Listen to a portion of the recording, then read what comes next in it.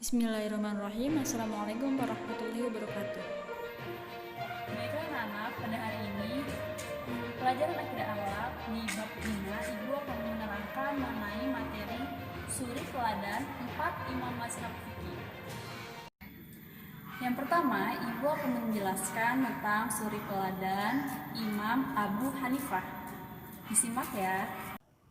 Biografi Imam Abu Hanifah. Nu'man bin Sabit bin Marzuban atau Abu Hanifah lahir di kota Kufah pada tahun 80 Hijriah atau 699 Masehi dan wafat di kota Baghdad pada tahun 150 Hijriah atau 767 Masehi.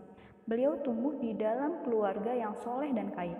Ayahnya, Sabit, merupakan seorang pedagang sutra yang masuk Islam masa pemerintahan Khulafaur Rasyidin. Sejak kecil beliau sudah menghafal Al-Quran. Kisah Imam Abu Hanifah yang perlu diteladani, yaitu saling memuji dan berbaik sangka. Ketika Imam Malik berkata, "Saya merasa tidak punya apa-apa ketika bersama Abu Hanifah. Sesungguhnya ia benar-benar ahli fikih, wahai orang Mesir, wahai Al-Laits." Kemudian Al-Laits pun menceritakan ucapan pujian Imam Malik kepada Imam Abu Hanifah. "Bagus sekali ucapan Imam Malik terhadap Anda." Dan beliau menambahkan, "Demi Allah, saya belum pernah melihat orang yang lebih cepat memberikan jawaban yang benar dan zuhud serta sempurna melebihi Imam Malik."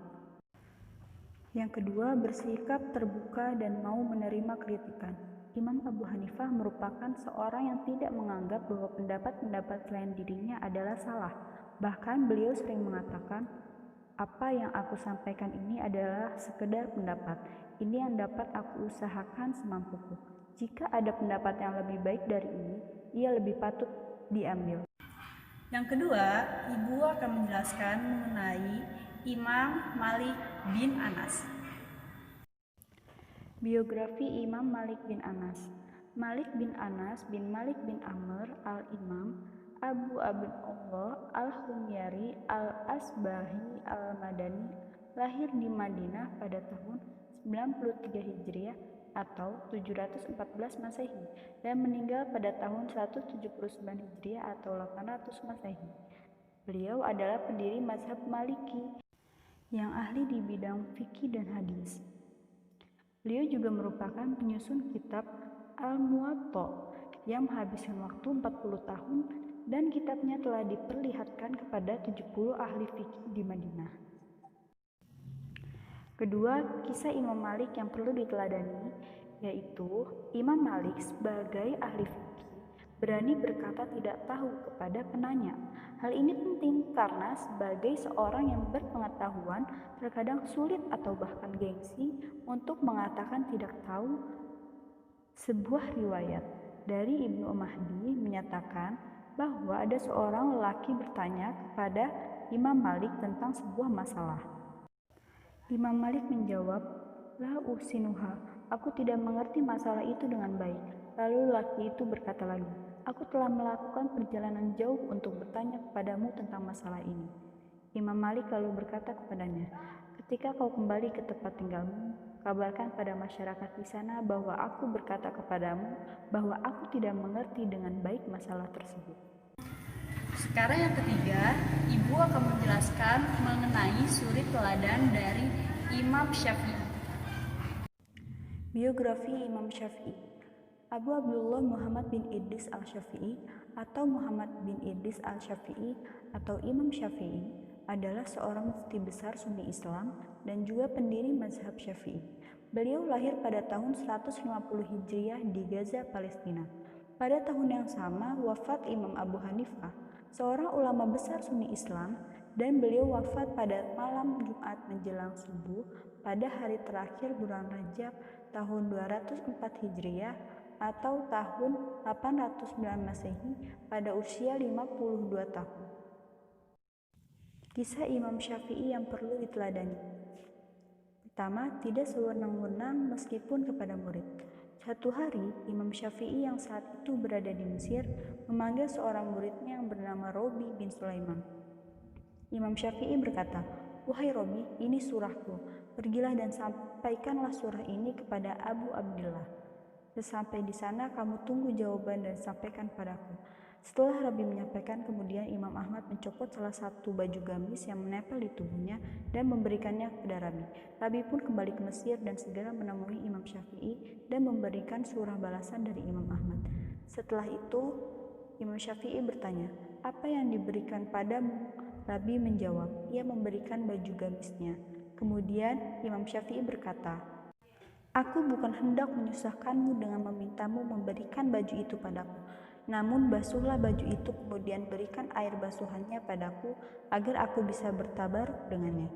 Imam Rabi menjelaskan bila Imam Syafi'i menyimpan air tersebut dan menggunakannya untuk cuci muka setiap hari.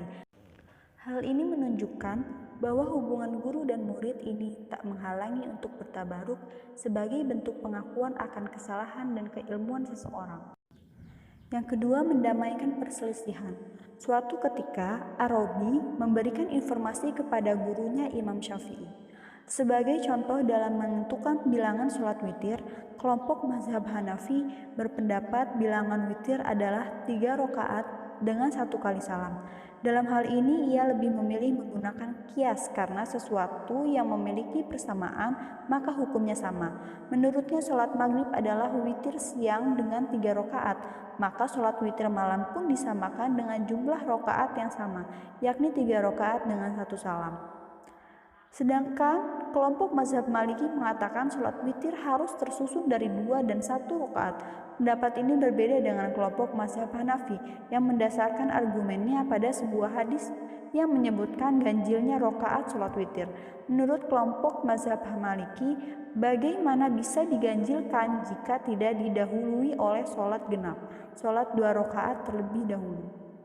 Imam Syafi'i menengahi kedua pendapat tersebut dengan mengatakan bahwa Rasul sholat witir dengan 1 rakaat. Oleh karena itu, bilangan rakaat witir adalah cukup 1 rakaat.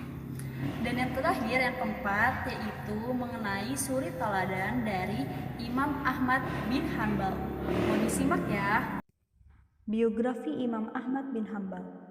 Ahmad bin Muhammad bin Hanbal bin Hilal atau Ahmad bin Hanbal lahir di Baghdad pada bulan Rabiul Awal tahun 164 Hijriah. Saat masih kanak-kanak, Imam Ahmad bin Hanbal telah ditinggal wafat oleh ayahnya yang gugur dalam pertempuran melawan Bizantium.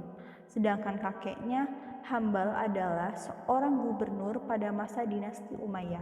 Imam Ahmad menghafal Al-Quran di usia belia dan mulai mengumpulkan hadis dan mendalami fikih sejak umur 15 tahun. Sampai umur 19 tahun beliau mencari ilmu di Baghdad.